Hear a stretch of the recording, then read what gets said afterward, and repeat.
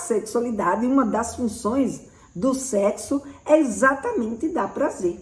E o que é prazer? Né?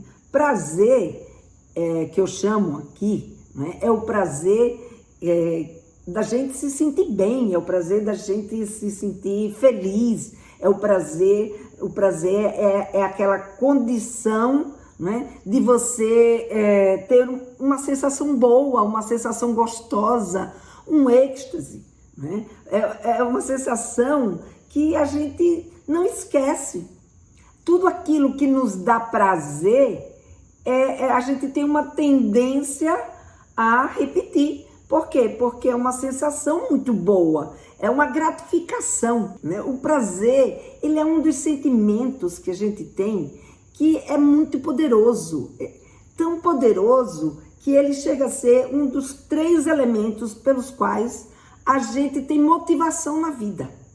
Então a gente tem motivação na vida por coisas que dizem respeito à nossa sobrevivência, ou seja, se a gente não fizer isso, a gente morre, então a gente precisa fazer, como por exemplo, dormir, comer, beber água, respirar. Então tudo isso diz respeito à nossa sobrevivência. Então a gente faz porque se a gente não fizer, a gente morre, né? Mas tem uma coisa interessante. O sexo, ele também faz parte desses elementos da nossa sobrevivência, né? Então o que acontece? O sexo, se eu não fizer sexo, eu morro? A gente não morre por não fazer sexo. Mas o sexo é uma função vital. Sexo é uma das nossas funções vitais. Por isso que ela está ligada à sobrevivência. Se todos os seres humanos parassem de fazer sexo, o que iria acontecer? A nossa espécie morreria. Então, o que a gente pode ver? Que o sexo, ele é uma condição de prazer nossa, que foi criada, né, pela nossa natureza, para que a gente pudesse fazer sexo e a humanidade poder se perpetuar. Então, o sexo, ele, como uma condição vital da espécie humana, ele é algo como todas as outras nossas funções que a gente não pode deixar de fazer, senão a gente morre. Também quando a gente faz, dá um prazer imenso.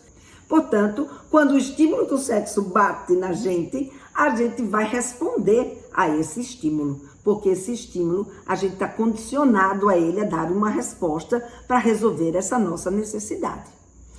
A segunda motivação que a gente tem para fazer as coisas é o prazer. Ora, se essa condição nossa é uma de sobrevivência, ela é permeada, né? Ou ela como eu diria, encaminhada pela sensação de prazer, então o sexo também está no rol da sensação de prazer. Então o sexo dentro das nossas motivações, ele já está em 2 motivações.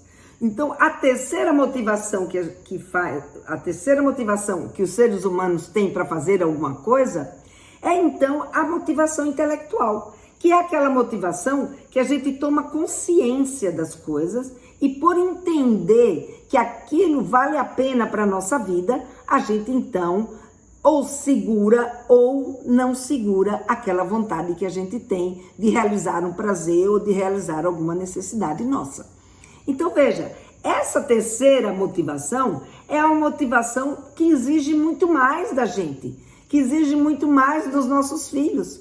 Por quê? Porque é uma motivação aprendida, diferente da motivação que a gente tem da sobrevivência, que é uma questão instintiva, e a segunda motivação do prazer, que é uma questão de lembrança, de você guardar a lembrança de que aquilo dá prazer. Então, se aquilo dá prazer, o que eu faço? Eu repito.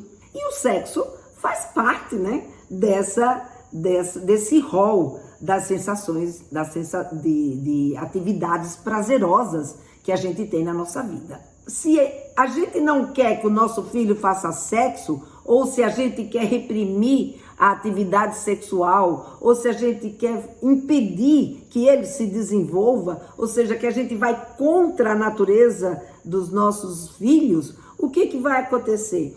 A gente vai precisar ter um argumento muito forte para fazer com que eles percebam que porque aquilo dali não vale a pena para a vida dele.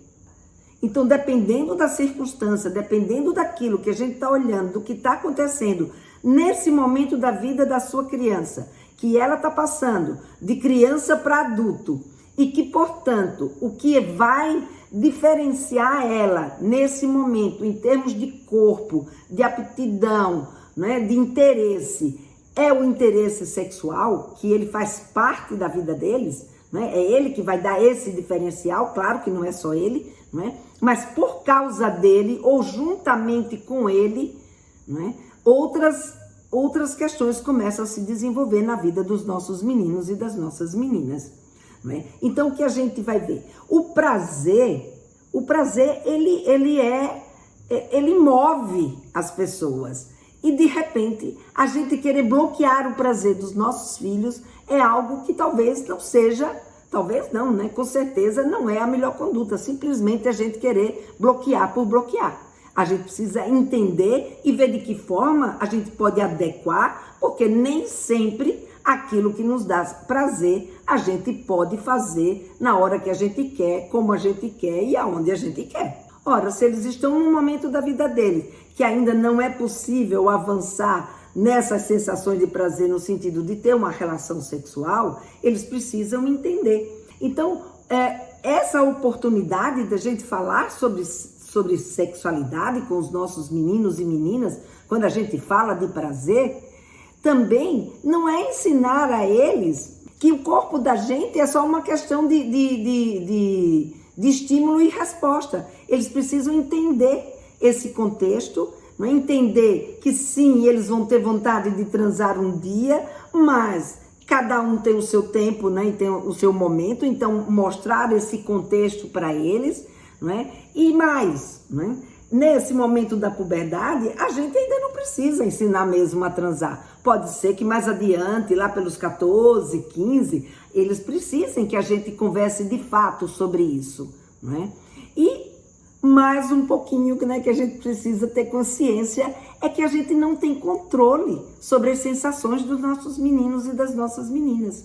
Quando a gente fala de que sexualidade é prazer, né, o que eu quero dizer aqui é a gente procurar fazer esse diálogo mesmo, é a gente procurar fazer essa conversa e ajudá-los a entender que é natural sentir prazer, mas a gente precisa adequar os nossos desejos às nossas condições. Afinal de contas, nós vivemos numa sociedade e pelo fato de a gente viver numa sociedade, essa sociedade tem normas, tem regras.